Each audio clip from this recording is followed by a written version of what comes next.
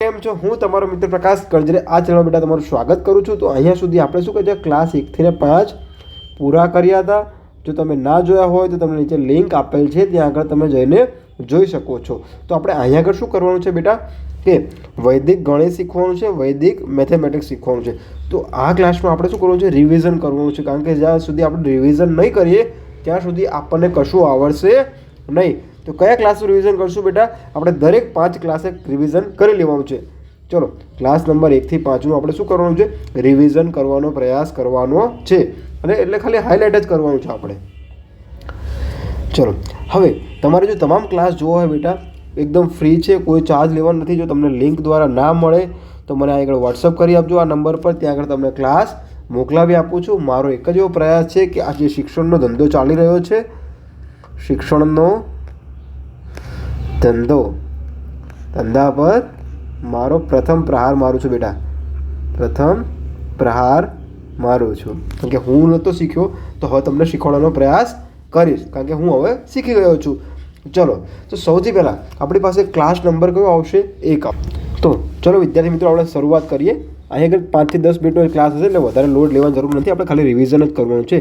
તો class number કયો હશે? આ એ ક્લાસ નંબર 1 હશે. ક્લાસ નંબર 1માં આપણે કઈ રીતે જોયા હતા કે માની લો કે ચલો હું દાખલો તમને ગણવા આપું છું. 135 કીધું હોય વત્તા 249 કીધો છે, અથવા તો 243 કીધું છે.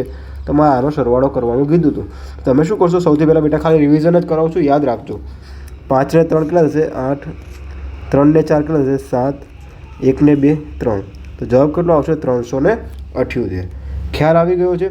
ચલો, હજુ એક દાખલો ગણું. 2 દાખલા હું ગણાવીશ, પછી તમને 2 દાખલા તમને ગણવા આપી દઈશ. પ્રયાસ કરો. જો બેટા શું છે, 149 વત્તા 251. તો હવે જો 9 ને 1 કેટલા થશે? ચલો બેટા, આ થોડોક ઓલો પડી જશે દાખલો, 0 કરી દો. ચલો, પછી હું સમજાવીશ, એ રીત નંબર 2માં આવશે. ચલો, 9 ને 0 9, 4 ને 5 9, 1 ને 2 3. તો જવાબ શું આવશે? 399. ચલો, હવે તમને પ્રેક્ટિસ માટે આપી દઉં છું. તમારે પ્રેક્ટિસ કરવાની છે. દાખલા નંબર 1 જુઓ. ચલો, પ્રેક્ટિસ માટે તમને દાખલો આપું છું. 246 વત્તા 370 બરાબર ખાલી જગ્યા. ચલો, બીજો દાખલો છે 389 વત્તા 261 16. જે પણ કહો. ચલો, ત્રીજો દાખલો છે 99 વત્તા 0 110. તમારે બેટા આ 3 દાખલા ગણવાના છે, પ્રેક્ટિસ કરવાની છે. તો હવે આપણે ક્લાસ નંબર 1નું શું થઈ ગયું? રિવિઝન થઈ ગયું. હવે ક્યાં જઈશું? ક્લાસ નંબર 2માં જઈશું. તો ક્લાસ નંબર 2 જુઓ બેટા. ક્લાસ નંબર શું હતો? બીજો જુઓ. ક્લાસ નંબર 2માં આપણે શું કરવાનું છે? કેવા પ્રકારના દાખલા જોયા હતા? માની લો કે 259 આપ્યા છે વત્તા 368 આપ્યા છે. તો આપણે અહીંયા આગળ શું કરતા હતા? આ બંનેનો સરવાળો કરતા હતા. હા, તો 9 ને 8 કેટલા થશે? 8 ને 8 16 ને 1 17 થશે. કેટલા થશે? 17 થશે. હવે જુઓ, હવે 17 લખીએ, પછી 3 ને 6 9 લખીએ, અને 2 ને 3 કેટલા લખતા હતા? 6 લખતા હતા. તો હવે વિચાર કરો બેટા કે આ બે સંખ્યાનો 259 અને 368નો જવાબ 6917 આવે ના આવે? તો અહીંયા આગળ આ રીત કેવી થાય છે, થોડીક આપણે એને જોવાનો પ્રયાસ કરીશું. કેવી રીતે જોશું એ પણ જોઈ લઈએ. ચલો, તો હવે જુઓ, 9 અને 8 કેટલા થશે? 9 9 18. 18માંથી 1 એટલે કે 17. ચલો, આ 17 લખી નાખો. હા, હવે જો 5 ને 6 કેટલા થશે? 11 થશે. 11 લખી નાખો. 2 ને 3 કેટલા થશે? 5 થશે. હવે જુઓ બેટા, આપણે શું ઉમેરતા હતા? એકમનો અંક ઉમેરતા હતા. શું ઉમેરતા? એકમનો અંક. ચલો, 7 ના 7 લખી નાખો. હા, તો હવે 1 ને કેટલા થશે? 2 થશે. અને આ કેટલા થશે? 6 થશે. કેટલા થશે? 627. તમારે સરવાળો કરવો હોય તો કરી જોજો. આપણો જવાબ આર્યો જ આવવાનો છે. તો તમે કેલ્ક્યુલેટર કાઢીને જોઈ શકો છો બેટા કે 259 વત્તા 368 600 ને કેટલો આવે? 27 આવ્યો. ખ્યાલ આવી ગયો છે? શું કર્યું છે કે આ એકમનો અંક પહેલાં મૂકી દીધો છે. આ એકમનો અંક શું કર્યો? ડાયરેક્ટ સીધો મૂક્યો છે. પછી આ બંનેનો સરવાળો કર્યો છે. પછી આ બંનેનો સરવાળો કર્યો છે. સંપૂર્ણ ક્લાસનું આપણે શું કરીએ છીએ? ખાલી રિવિઝન કરીએ છીએ ઉદાહરણ દ્વારા. ચલો, હવે હું તમને પ્રેક્ટિસ માટેના દાખલા આપી દઉં છું. પ્રેક્ટિસ માટેના દાખલા લઈ લો. 399 વત્તા 699 બરાબર ખાલી જગ્યા. ચલો, બીજો દાખલો લઈ લો કે 97 970 વત્તા 900 ને 8 બરાબર ખાલી જગ્યા. અને ત્રીજો દાખલો લઈ લો, 270 વત્તા 289 બરાબર ખાલી જગ્યા. તો 3 દાખલા ગણવાના છે. તમારે શું કરવું છે, એનો જવાબ મને કોમેન્ટ બોક્સમાં કહેવાનો છે. ન સમજાય, ન આવડે તો બેટા મને વોટ્સઅપ કરી દેજો. 990 46 60 948 પર આપણે ત્યાં ગણવાનો પ્રયાસ કરીશું અને ક્લાસ ફરીથી જોવાનો પ્રયાસ કરીશું. ચલો હવે ક્લાસ નંબર કેમાં આવી ગયા? આપણે ક્લાસ નંબર 3માં આવી ગયા. ક્યાં? ક્લાસ નંબર 3માં. તો ક્લાસ નંબર 3 ના જોયો હોય તો બેટા તમને શું છે, નીચે લિંક આપેલ છે, ત્યાં આગળ જઈને જોઈ શકો છો. તો ક્લાસ નંબર 3માં આપણે શું શીખ્યા હતા? ક્લાસ નંબર 3માં આપણે આ જ રીત જોઈ હતી, પણ થોડુંક એડવાન્સ લેવલનું હતું. એટલે એડવાન્સ એટલે કે 999 વત્તા 110 કીધા હોય બેટા, એ જ છે, કશું નથી. ખાલી આપણે એમાં શું કર્યું હતું? ક્લાસ નંબર 3માં થોડુંક અપડેટ કર્યું હતું. ચલો 9 ને 0 શું થશે બેટા? 9 9 ને 1 10 10 અહીં લખી નાખો. પછી 9 ને 1 10. તો હવે તમારો સરવાળો કરશો એટલે 9, પછી શું આવશે? 9 અને 0નો સરવાળો, 9 એકમ 9 લખ્યો. હા, હવે શું આવશે? જો હવે શું થશે? આ શૂન્ય મૂકી દો. હા, હવે કેટલા થશે? 10 ને 1 કેટલા થશે? 11. 1109. આપણો શું આવ્યો? 1109 શું આવ્યો? આપણો જવાબ આવ્યો. ચલો હવે તમને સાહેબ વિશ્વાસ નથી થતો કે સાહેબ આપણે ગણ્યો છે કે સાચો છે ખોટો છે, તો કરી લો, કેલ્ક્યુલેટર કાઢીને બેસી જાઓ. કોણ ના પાડે છે તમને? ખબર પડી ગઈ? ચલો હવે આપણે બીજો દાખલો જોઈએ આગળ. માન લો કે 998 વત્તા 256. તો હવે તમે શું કરશો બેટા? 8 ને 6 કેટલા થશે? 6 ને 6 12, 13 ને 14 કેટલા લખી નાખો? 14. હા, પછી 9 ને 5 કેટલા થશે? 9 ને 5 કેટલા થશે? 14 થશે. 9 ને 2 કેટલા થશે? 11 થશે. ખબર પડી કે મારી ભૂલો તો જોઈ લેજો બેટા. 4 નો 4 મૂકી દો. 4 ને કેટલા થશે? 5 થશે. અને 11 ને કેટલા થશે? 12 થશે. 1200 ને કેટલા થઈ ગયા? 54 થઈ ગયા. આટલી ખબર પડી ગઈ. કશું જ કરવાનું નથી બેટા, સાવ સામાન્ય છે. આપણે જે આ જ જોયું હતું, ક્લાસ નંબર 2નું રિવિઝન જોયું હતું, એ જ ક્લાસ નંબર 3માં આપણે થોડુંક એના શું છે, મોટી રકમ કરી હતી. શું કરી હતી? ખાલી થોડી મોટી રકમ કરી હતી. ચલો ક્લાસ નંબર આપણે શું કરીએ? ક્લાસ નંબર 4નું રિવિઝન કરી લઈએ. કારણ કે બેટા રિવિઝન નહીં કરો ત્યાં સુધી તમને કશું જ આવડવાનું નથી. કારણ કે મેં એવી ભૂલ કરી હતી, એટલે તમે એવી ભૂલ નહીં કરતા. ચલો ક્લાસ નંબર 4માં આપણે શું જોવાનું છે કે માન લો કે 2 સંખ્યાનો ગુણાકાર જોયો. શું જોયું હતું? 2 સંખ્યાનો ગુણાકાર એટલે 32 ગુણ્યા 38 કીધું હતું. હવે આમાં શું ધ્યાન રાખવાનું હતું બેટા કે આપણે કેવી રીતે સાવ સિમ્પલ કરતા હતા કે શું કરતા હતા કે આ બંને દશકના અંક કેવા હોવા જોઈએ? સમાન હોવા જોઈએ.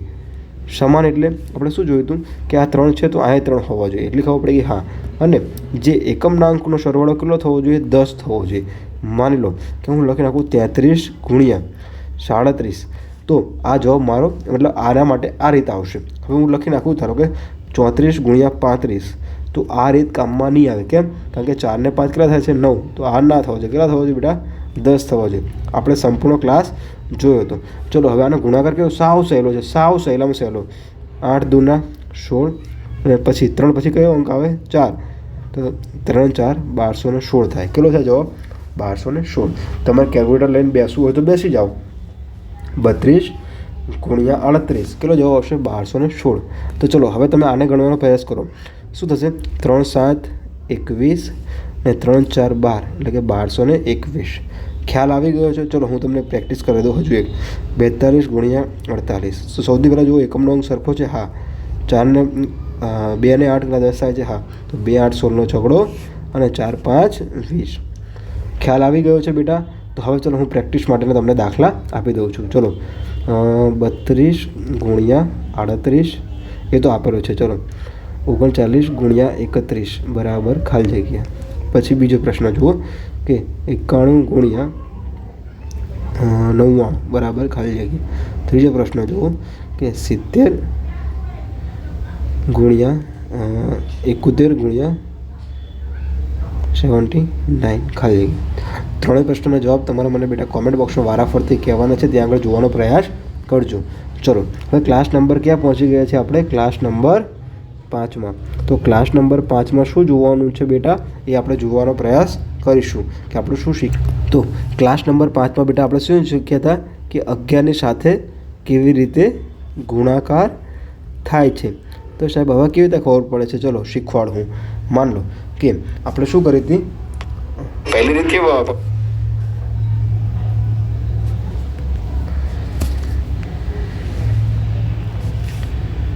તો હવે બેટા જોવાનો પ્રયાસ કરો. માની લો કે હું લખું કે 43 ગુણ્યા 11.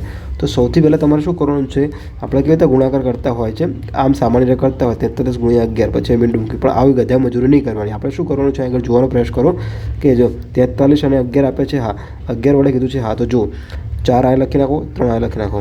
હવે બંનેનો સરવાળો કેટલો થશે, બંને 4 અને 3નો સરવાળો કેટલો થશે 7. તો 400 ને તો કેટલો આવશે જવાબ 473. 473 ખબર પડી ગઈ છે બેટા. ચલો હવે માની લો કે હું તમને એક રકમ લઉં કે 49 ગુણ્યા 11. તો તમે શું કરશો બેટા, ચલો અહીં આગળ લખી નાખો 4, અહીંયા લખી નાખો 9. તો હવે શું આવશે, 4 ને 9નો સરવાળો કેટલો થશે, 4 ને 8 12 ને 13 કેટલો થશે 13. હવે સાહેબ હવે શું કરવાનું, ચલો હવે કશું જ કરવાનું નહીં, હવે મૂંઝાવાનું નથી. તો ચલો લખી નાખો 9. પછી કેટલા લખવાના છે બેટા, જો 3 લખી નાખો, હા, ને 4 ને 539. ચલો હવે મારે કંઈ ભૂલ થતી હોય તો જોઈ લો બેટા, કારણ કે તમે તો ગણિતના મહારથી છો. તો 49 ગુણ્યા 11 જો બેટા 500 ને કેટલો જવાબ આવશે 39 આવશે. આટલી ખ્યાલ આવી ગયો બેટા. હવે અહીંયા આગળ શું છે, અહીંયા આગળ એકમનો અંક આપણે જોઈન્ટ કર્યો છે. આ એકમનો અંક એમને લખ્યો, આ 3 એમને લખ્યા. તો હવે જો પ્રયાસ કરો બેટા, હું તમને પ્રેક્ટિસ કરવા માટે થોડાક દાખલા આપું છું. તો ચલો દાખલા નંબર 1, 56 ગુણ્યા 11 બરાબર ખાલી જગ્યા. બીજું 58 ગુણ્યા 11 બરાબર ખાલી જગ્યા. અચ્છા ત્રીજું કે 97 ગુણ્યા 11 બરાબર ખાલી જગ્યા. તમારે બધા દાખલા ગણવાના છે અને પ્રેક્ટિસ કરવાનો પ્રયાસ કરવાનો છે બેટા, કારણ કે રિવિઝન એક જ ઓપ્શન છે આપણને ગણિતમાં પ્રેક્ટિસ કરવા માટે સારું સક્ષમ બનવાનો પ્રયાસ કરીએ. ચલો બેટા, તમારો ખૂબ ખૂબ આભાર ક્લાસ જોવા બદલ.